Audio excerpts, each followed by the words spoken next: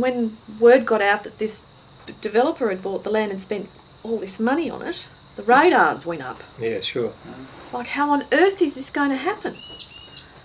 And then driving past it, as I do nearly every day, I can't picture it. I'm sorry, it's not gelling with me. You can't. It just goes to a whole lot of bare dirt and all the level blocks, Yeah. and then the bitumen goes in and then the houses go up. But like Dave And they're all on said, water restrictions. we've been on a huge learning curve over the past few weeks, and I've always admired agriculture and I've always loved it, and I know how important it is, but I had no idea how this place worked. Yeah. We get told by our mayor that we have to reach a certain target of a number of houses. He's saying we have to have 5,000 houses over the next 25 years, and he's wanting to put 2,000 of them just here. We're going to try and use this to gel the community this side of the river and say, look, you really need to get together and say, this is what we want for the area.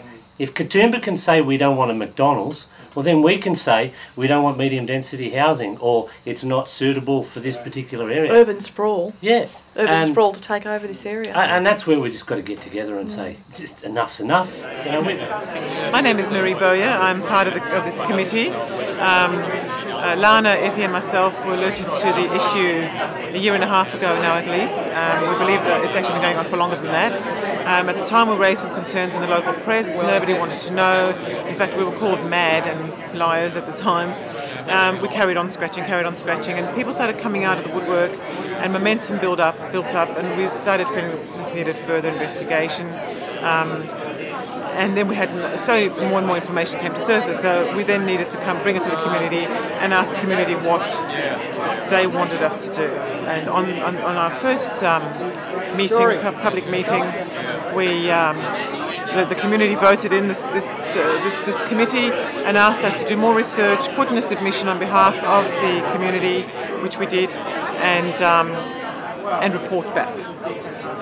In doing so, we discovered a Pandora's box, and it really was quite incredible what we did find. We touched the tip of the iceberg tonight really on the information. The most significant, of course, being the Keyline System of dams, how unique they were, and what we can do to preserve that. What we've got in our own backyard is one of the most significant sites in Australia, and half of us, or sorry, more than half of us, me included, had no damn idea. In the early 70s, I set up the first institute in a university on sustainable agriculture and sustainable systems for living.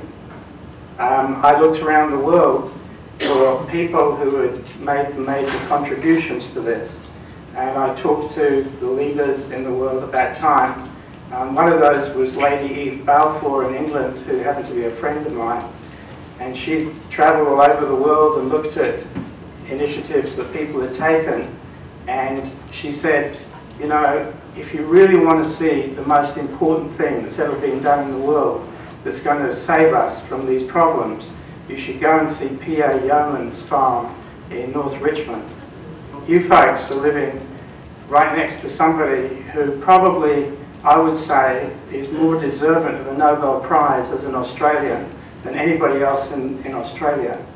What P.A. Yeomans did was to say, how do you work with that landscape so that you could design it so that it stayed fertile, that it didn't have fire, that it didn't run out of water, it couldn't flood, it conserved its biodiversity, it could be productive and feed the population forever and ever.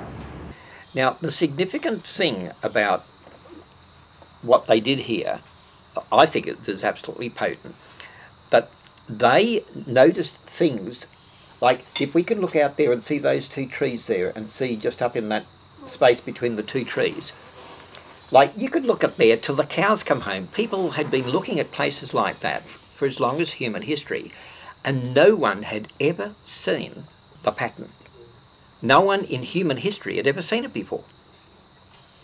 And so, like, that is something, what is it about an approach to engaging with the world that enables you to see what no one else in human history had seen before?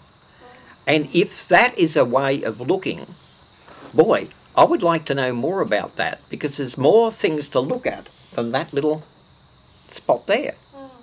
The Yeoman's Keyline System is based on treating water as an asset and designing the landscape to capture and store the water in the most efficient places. Most efficient is in the soil. Loosening the soil helps achieve that. The next most economical place is in on-farm irrigation dams, which is what you've got here. And you look at the climate that you've got and you look at the land shape. And within the context of the land shape, that's the borders that you're operating with inside that. The next thing that you plan is the bulk water. What happens with the storm runoff? What can be done with that? After the water is planned, and so you've got that here. You've got the interconnecting channels, the water storages in the most efficient places, and the water reticulation system that's in place. So you've got feeder channels that bring the water into the dams or connect the dams, and then you've got distribution lines or distribution channels going out from that. Then you plan the road system. You tuck it in underneath the channels so that you don't need to, as I mentioned before, they're protected, or up the middles of the ridges. Then you know, are there trees that are in the road of doing this? So then that you plan the trees, where the trees should go, following that. So that's where you end up with your contour tree strips and ridgeline tree strips. So you've got your roads, then into your trees, and then the subdivisional side of it, whether it's for fences for farm paddocks or whether it's urban subdivision, that just logically fits into those landscapes. And it's complemented too because you get an increased runoff from the roofs and the roads of those areas, and that runoff resupplies the dam, which resupplies the community with the water that it needs. So the whole thing becomes, you just hardly need to tap onto the main water supplies. The development has come in on the bottom part of the property. Max's home is just about here at the foot of this dam. That dam has already been taken out.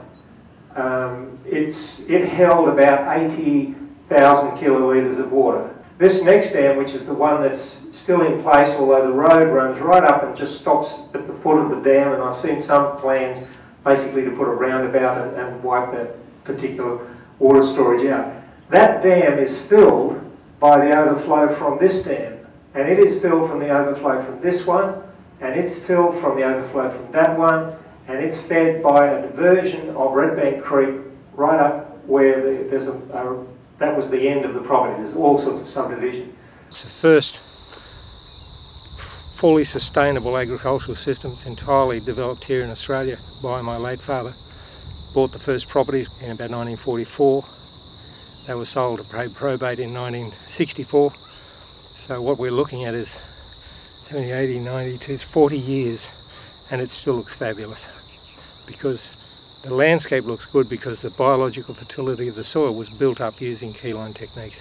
If you look at it in terms of capital, it's the only landscape system that builds landscape capital to the maximum amount, and I think it needs to be preserved and further developed, and it would be an absolute tragedy if this site was ever lost.